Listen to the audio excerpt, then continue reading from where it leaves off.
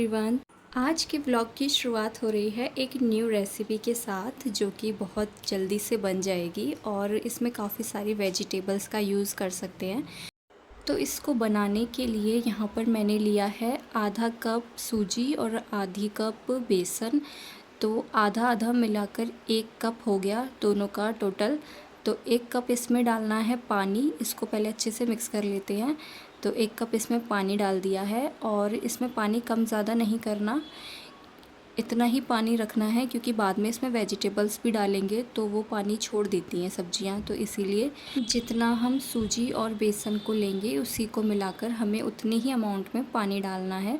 तो यहाँ पर मैंने पानी भी मिक्स कर दिया है। अब इसमें थोड़े से मसाले डाल दिए हैं जैसे कि हल्दी, थोड़ा सा जीरा और थोड़ा सा नमक।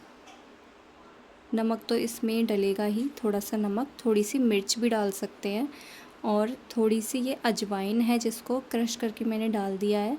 और इसके बाद थोड़ी सी इसमें हींग भी डालनी है क्योंकि इसमें बेसन डाला है इसी वजह से।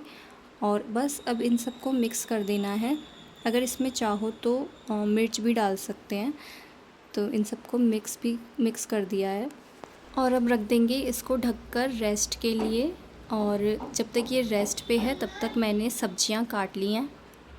तो जो भी सब्जियां मेरे पास थी इस वक्त वो मैंने यहाँ पर काट ली हैं, जैसे कि प्याज, टमाटर, धनिया और एक आलू कद्दूकस कर लिया है और एक घिया को कद्दूकस कर लिया है।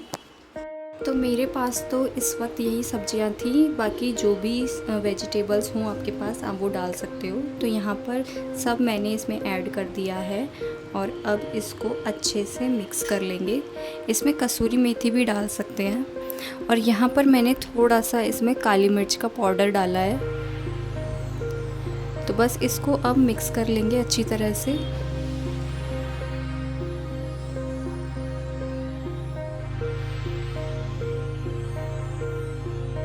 और सबको मिक्स करने के बाद इसे एक बार फिर से 5 मिनट के लिए रेस्ट पे रख देंगे। तो जब तक ये रेस्ट पे है मैं आपको दिखाती हूँ अपनी तुलसी।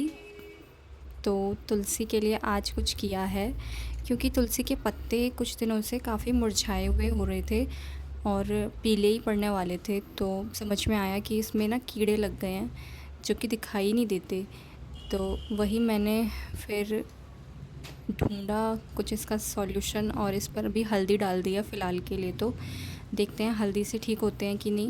और बाद में इसमें दवाई भी मंगा लूँगी, दवाई और खाद भी तुलसी में शायद डालनी पड़ेगी क्योंकि बहुत तुलसी बढ़ तो खूब रही है लेकिन तुलसी के पत्ते थोड़े ख़राब होने लग रहे हैं। तो इसीलिए इसमें फ़िलहाल के लिए हल्दी डाल दी है। देखते हैं। तो 5 मिनट का रेस्ट पूरा होने के बाद अब ज़रूरत पड़ेगी एक तड़का पैन की। तो मेरे पास एक तड़का पैन है तो इसी को मैंने ले लिया है और इसमें थोड़ा सा तेल डाल दिया है। उसके बाद थोड़ी सी राई का तड़का लगा दिया है और अब 3 से 4 चमचा हम इसमें ये घोल डाल देंगे अच्छे से। और जो गैस फ्लेम है उसको लो पर ही रहने देंगे। तो अच्छे से इसमें ये घोल डाल दिया है और इसको ढक के 2 से 3 मिनट के लिए ऐसे ही छोड़ देना है। ये अपना पकता रहेगा बिल्कुल लो फ्लेम पे। तो 2 से 3 मिनट हो गई हैं और ये नीचे से एकदम अच्छे से सिक चुका है। तो इसको अब मैं पलट कर दिखाती हूँ। तो इसको पलट लेंगे और अब नीचे की तरफ से भी ये सिकेगा। तो वैसे ही इसको ढककर फिर से 2 से 3 मिनट के लिए इसको ढककर रख देंगे। तो बस ये सिक कर तैयार है। तो इसमें 4 से 5 मिनट लगती है एक बार के बनने में। तो ये फूला फूला सा बन जाएगा अच्छी तरह से। इसमें ज़्यादा टाइम नहीं लगता नाश्ते में। इसको आराम से किसी भी वक्त बना सकते हैं।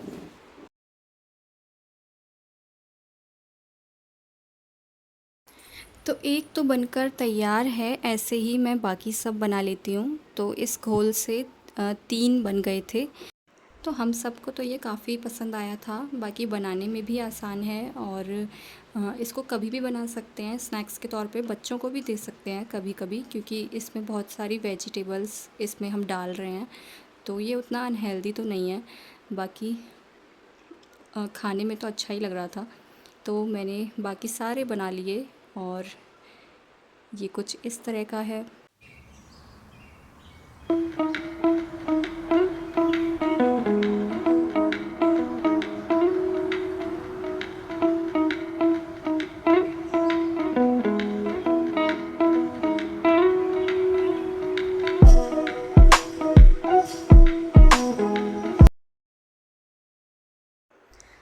इसके बाद मैं फिर से आ गई हूँ किचन में, थोड़े से मखाने भूनने थे क्योंकि आरशी अभी स्कूल गई हुई है और देवांश सो रहा है। तो यही छोटे मोटे काम निपटाने के लिए इधर उधर दौड़ भाग चल रही है। तो मखाने भून लेती हूँ मैं पहले, तो उसके बाद देखती हूँ और क्या काम है करने के लिए। बाकी डेली का जो काम होता है, झाड़ू पोछा वगैरह, नहाना धोना, वो तो सब हो गया है। देवांश को भी नाश्ता करके सुला दिया था। तो ये जो मखाने हैं, इनको थोड़े से घी में मैं इस तरह से फ्राई कर रही हूँ, हल्का सा भून रही हूँ। और उसके बाद जब ये ठंडे हो जाएंगे तो इनको किसी कंटेनर में रख दूँगी बंद करके। तो जब भी बच्चे थोड़ा बहुत कुछ मांगते हैं तो नमकीन वगैरह देने से अच्छा है कि कुछ हेल्दी दे दिया जाए। तो कभी कभी ये सारी चीज़ें काम आ जाती हैं, तो इसे भी मैं रखती हूँ हमेशा भून कर बच्चों के लिए। तो ये काम तो हो गया। और इसके बाद फिर ये ना कुछ टॉयज़ थे जो बच्चे खेलते रहते हैं, ये सॉफ्ट टॉयज़, और ये कई कई जगहों से ना ये खुल गए थे, मतलब इनकी सिलाई खुल गई थी। तो इन्हीं को सिलने का आलस हो रहा था, तो मैंने सोचा आज ये काम कर लेती हूँ, इनको सिल लेती हूँ बैठ के। ये 2-4 टॉयज़ थे, बच्चे इनसे बहुत खेलते हैं। तो खेलने के बाद ना इनकी ये जो रुई है ये निकलने लग जाती है, तो फिर इस रुई को निकाल निकाल के खेलते हैं, तो टॉयज़ ख़राब हो जाएंगे सारे। तो इससे अच्छा है कि इन्हें मैं सिल के रख लूँ, तो ये ठीक रहेंगे और थोड़े लंबे टाइम तक चल जाएंगे। तो बस वही काम सिलाई का थोड़ा सा लेके बैठ गई मैं, क्योंकि यही टाइम है मेरे पास। स्पेशली सिलाई के कुछ भी काम होते हैं वो मैं तभी कर पाती हूँ जब आशी स्कूल में होती है या फिर सो रही होती है, मतलब बच्चे सो रहे होते हैं या इधर उधर होते हैं, नहीं तो वो करने नहीं देते सुई धागे का कुछ भी काम। तो मॉम्स के पास तो कभी फुर्सत होती ही नहीं है, जब बच्चे होते हैं तो उनके कामों में बिज़ी रहते हैं, और जब बच्चे सो जाते हैं या स्कूल चले जाते हैं तो उसके बाद भी कई ऐसे काम होते हैं जो निपटाने होते हैं, क्योंकि बच्चों के सामने हम वो नहीं कर सकते, बच्चे करने ही नहीं देते। ऐसे कुछ काम होते हैं जिन्हें चैन सुकून से वो करने ही नहीं देते।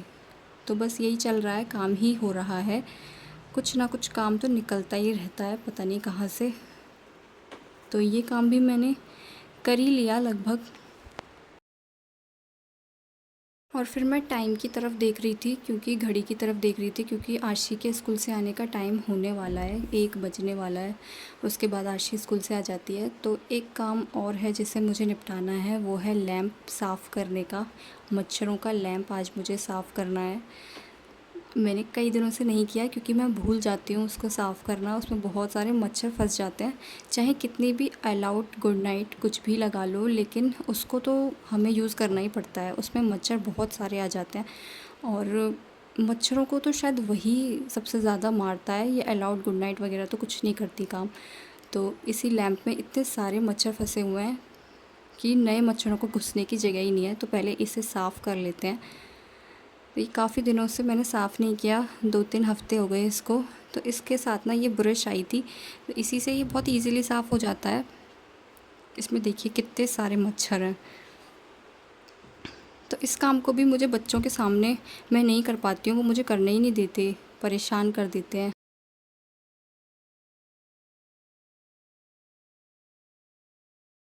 तो इस काम को आज निपटा ही लिया मैंने, और ये एकदम क्लीन हो गया। और बस अब ये 2-3 हफ़्ते आराम से चल जाएगा, फिर दोबारा ज़रूरत पड़ेगी इसको क्लीन करने की। बस अब आशी के स्कूल का टाइम हो गया है लौटने का, तो उसको लेने जा रही हूँ। और ये जो व्लॉग है ये बस यहीं पर ही एंड हो जाएगा। तो फिर मिलते हैं किसी और व्लॉग में।